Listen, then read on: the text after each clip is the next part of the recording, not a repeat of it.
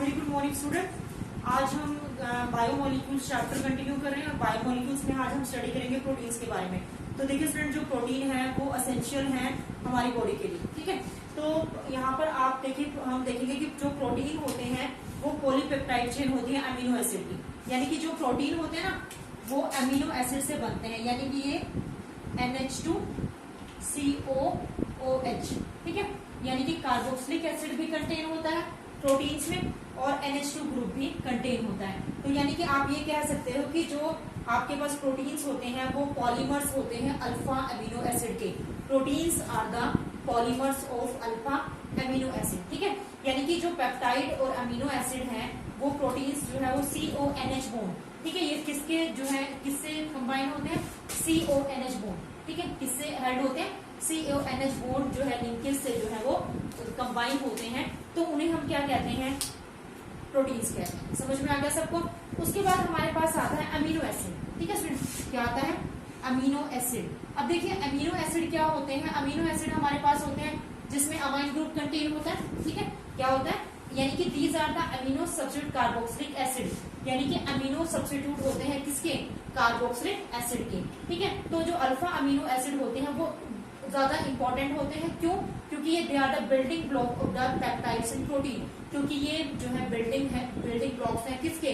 Proteins के और amino acid के। तो यानी कि अल्फा अमीनो एसिड जो है वो प्रेजेंट होता है अल्फा कार्बन, ठीक है। यानी कि ये हमारे पास क्या है? अल्फा कार्बन है जिस पर NH2 ग्रुप है और साथ में COOH जो है वो ग्रुप है। तो R यहाँ पर कोई भी एल्काइल ग्रुप हो सकता है, ठीक है। R यहाँ पर क्या हो सकता है? कोई भी एल्काइल ग्रुप यहाँ पर कंटेन हो सकता है, CH3 C2H5 ये ग्रुप हमारे पास आएंगे इसमें अमीनो एसिड, ठीक है स्टूडेंट। तो यानी कि प्रोटीन्स क्या है? प्रोटीन हमारे पास है कॉम्प्लेक्स ऑर्गेनिक सब्सटेंसेस हैं, ठीक है। जो कहने का मतलब है कि polymers of alpha amino acid है जिसमें CONH बॉन्ड कंटेन होता है, CONH, ठीक है। उन्हें हम क्या कहते हैं? पेप्टाइड लिंकेज कहते हैं। उसके बाद जो अमीनो एसिड्स होते हैं उनमें एमाइन ग्रुप के साथ साथ कार्बोक्सिलिक एसिड क्या होता है? कंटेन होता है, ठीक है। उसे हम क्या कहते हैं? अमीनो एसिड कहते हैं। अब देखिए इसमें हम क्लासिफिकेशन करेंगे, क्लासिफिकेशन ऑफ अमीनो एसिड कि अमीनो एसिड को क्लासिफाई कैसे किया जा सकता है। तो देखिए स्टूडेंट, हमारे पास दो टाइप के अमीनो एसिड होते हैं। सबसे पहले हम यहाँ पर बात करेंगे एसेंशियल अमीनो एसिड। किसके बारे में बात करेंगे? एसेंशियल अमीनो एसिड के बारे में बात करेंगे। सेकंड हम बात करेंगे non essential amino acid. First हम यहाँ पर बात करेंगे एसेंशियल अमीनो एसिड और सेकंड हम यहाँ पर बात करेंगे नॉन एसेंशियल अमीनो एसिड। तो देखिए स्टूडेंट, अगर हम अमीनो एसिड के बारे में बात करते हैं तो हमारे पास 20 जो है अमीनो एसिड होते हैं, out of 20 which are required for the protein synthesis, ठीक है। आउट ऑफ 20 अमीनो एसिड में से जो प्रोटीन जो है रिक्वायर होते हैं प्रोटीन सिंथेसिस के लिए, ह्यूमन बॉडी कैन सिंथेसिस 10, यानी कि ह्यूमन बॉडी जो है 10 जो प्रोटीन है या 10 जो अमीनो एसिड है उनको खुद ही बना सकती है। तो ये amino acid which can be synthesised are known as non essential amino acid. यानी कि स्टूडेंट जो अमीनो एसिड जो है हमारी बॉडी खुद ही सिंथेसिस करती है उन्हें हम क्या कहते हैं? नॉन एसेंशियल अमीनो एसिड कहते हैं। सबको समझ में आया? और एसेंशियल अमीनो एसिड कौन से होते हैं? जो हमें डाइट के थ्रू लेने पड़ते हैं। एसेंशियल अमीनो एसिड कौन से एसिड होते हैं? जो अमीनो एसिड जो है हम डाइट के थ्रू लेते हैं, यानी कि हमारी बॉडी उन एसेंशियल अमीनो एसिड को जो है सिंथेसिस नहीं कर सकती, बना नहीं सकती, वो हमारे पास आते हैं एसेंशियल अमीनो एसिड में, ठीक है। They must be supplied to the diet, ठीक है। कहाँ से मिलेंगे हम? ये डाइट से जो है वो मिलेंगे। और इनकी जो डेफिशिएंसी होती है उसकी वजह से बहुत सारी डिजीज जो है वो हो सकती है, ठीक है। प्रोटीन की डेफिशिएंसी हो जाती है, ठीक है, जिससे हमारा जो बैलेंस है बॉडी का वो जो है डिस्टर्ब हो जाता है अगर एसेंशियल अमीनो एसिड अगर हम नहीं लेते। क्योंकि देखिए 20 अमीनो एसिड्स होते हैं, 20 में से 10 तो हमारी बॉडी सिंथेसिस करती रहती है जो आते हैं नॉन एसेंशियल अमीनो एसिड में। और एसेंशियल अमीनो एसिड होते हैं वो एसिड होते हैं जो हमें डाइट के थ्रू जो है लेने पड़ते हैं, उसे हम क्या कहते हैं? एसेंशियल अमीनो एसिड कहते हैं। नेक्स्ट हमारे पास आता है ज्विटर आयन।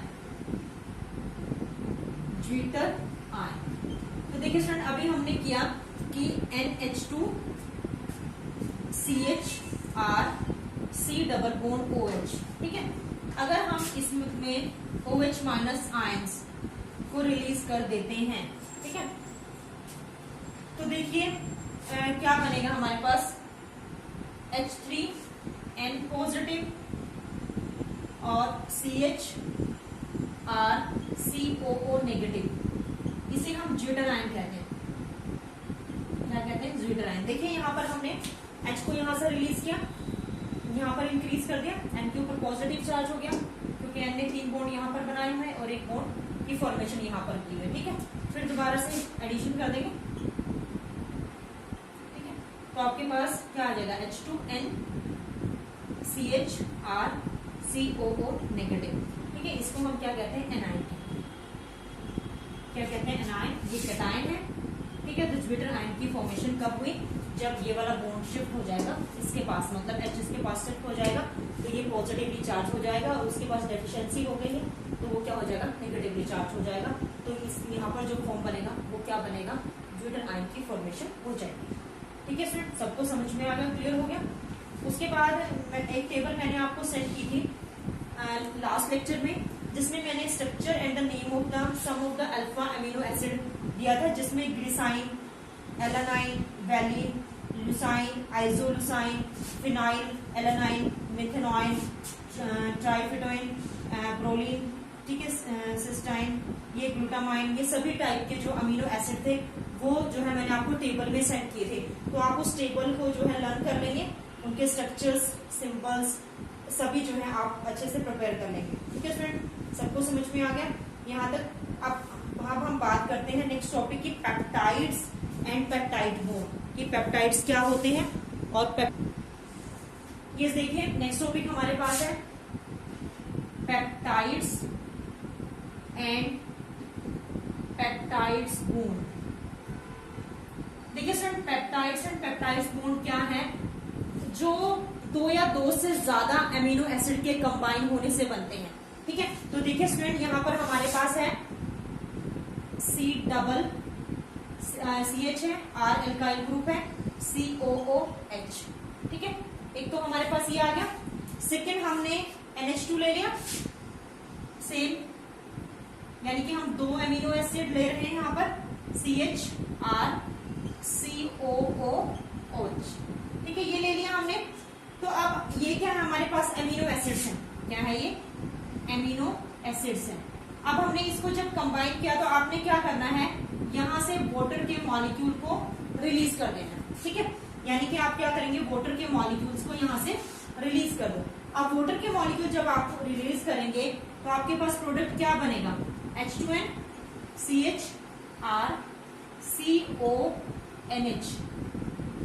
क्या बना यहाँ पर? CONH की फॉर्मेशन हो गई। ठीक है, CONH जब यहाँ पर फॉर्म हुआ और साथ में क्या आ जाएगा? CHRCOOH। तो स्टूडेंट ये जो C और NH के बीच में जो बॉन्ड बने हैं ना, यहाँ पर जो ये C डबल बॉन्ड O और NH के बीच में जो बॉन्ड बने हैं, इन्हें हम पेप्टाइड्स बॉन्ड कहते हैं। क्या कहते हैं? पेप्टाइड्स बॉन्ड कहते हैं। दोबारा देख लीजिए, पेप्टाइड्स बॉन्ड्स क्या होते हैं? आपने 2 अमीनो एसिड लिए। ठीक है, 2 अमीनो एसिड जब आप लेंगे तो आप क्या करेंगे? H2O को यहाँ से रिमूव कर दो और इनकी लिंकेज कर दो। अब यहाँ पर CO है, NH है। अब जो CO और NH के बीच में जो बॉन्ड यहाँ पर फॉर्म हुआ है उसको हम क्या कहते हैं? पेप्टाइड्स बॉन्ड कहते हैं। समझ में आ गया सबको? तो ये हमारे पास क्या है? Peptides bond. Is it clear to everyone? सबको समझ में आ गया? ठीक है सर। और जो यहाँ पर NH2 पर जो ग्रुप है उसको हम N टर्मिनल कहते हैं, यानी कि जिस अमीनो एसिड में NH2 ग्रुप कंटेन है एक टर्मिनल पर, उसे हम क्या कहते हैं? N टर्मिनल कहते हैं। और इसको क्या कहते हैं? C टर्मिनल कहते हैं।